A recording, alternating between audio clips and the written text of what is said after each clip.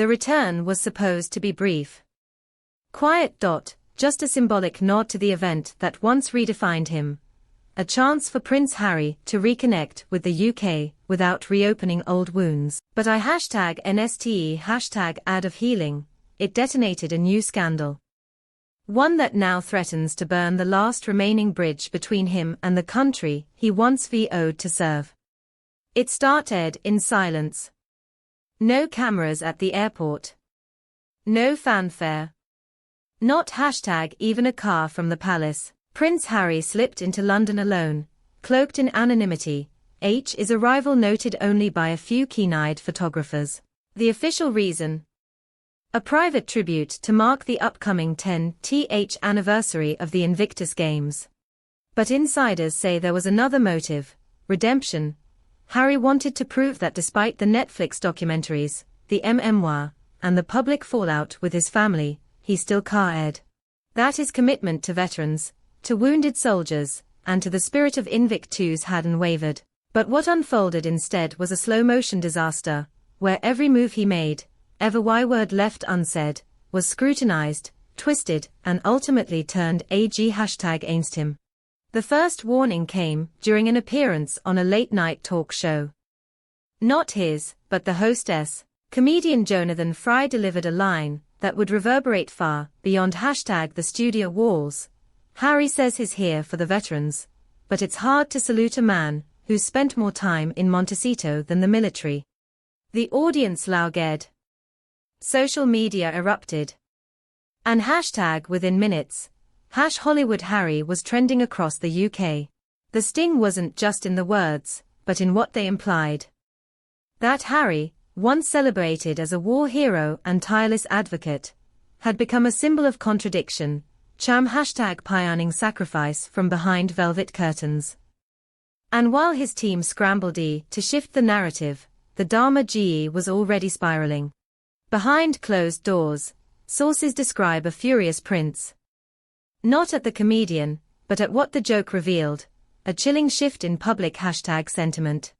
One aide described the Sussex CAMP as paranoid, chaotic, and disjointed, with Harry reportedly lashing out at staffers, accusing them of failing to protect his image.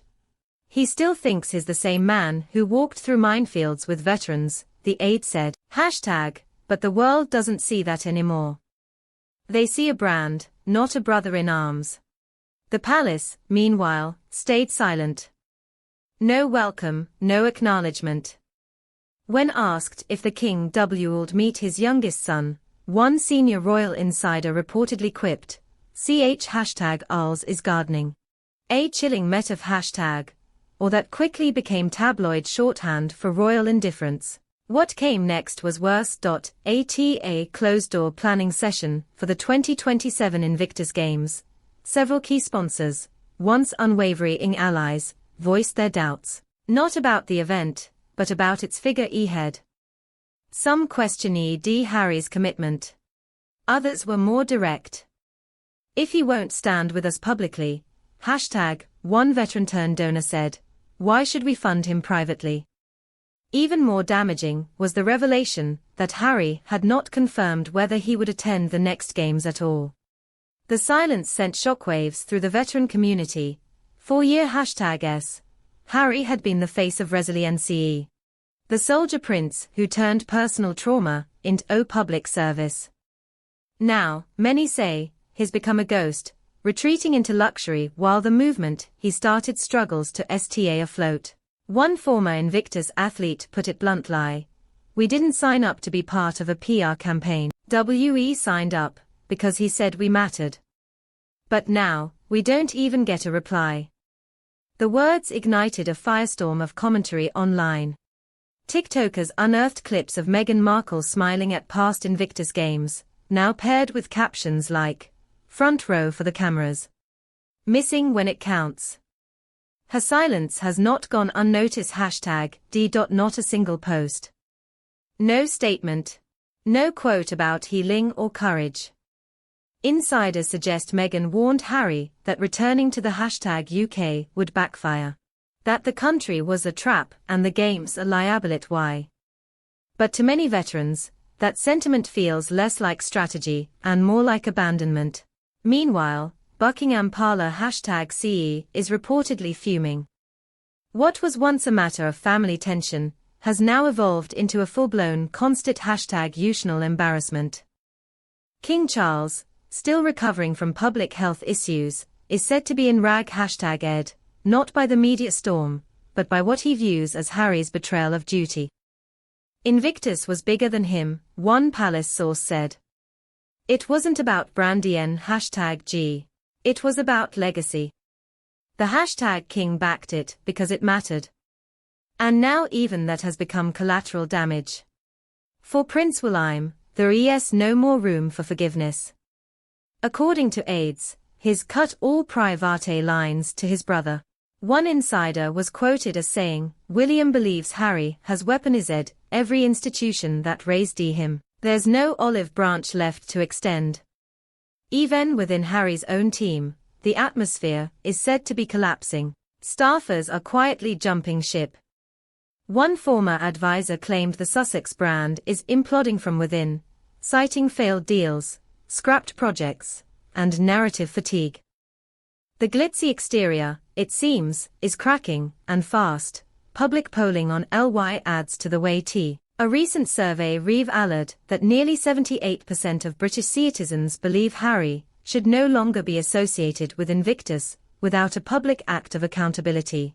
An even larger percentage, over 80%, no longer sees him as a figure of #egrity or service. Perhaps most devastating of all is the verdict from those Harry once fought for.